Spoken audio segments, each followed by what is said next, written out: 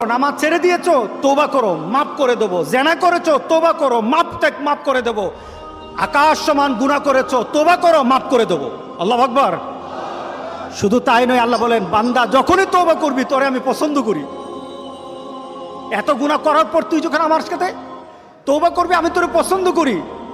শুধু তাই নয়, আল্লাহ সুবহানাহু ওয়া তাআলা বলেন, যারা মুতাতাহহিরিন, যারা পবিত্রতা অর্জন করে, আল্লাহ তাদেরকে পছন্দ করেন।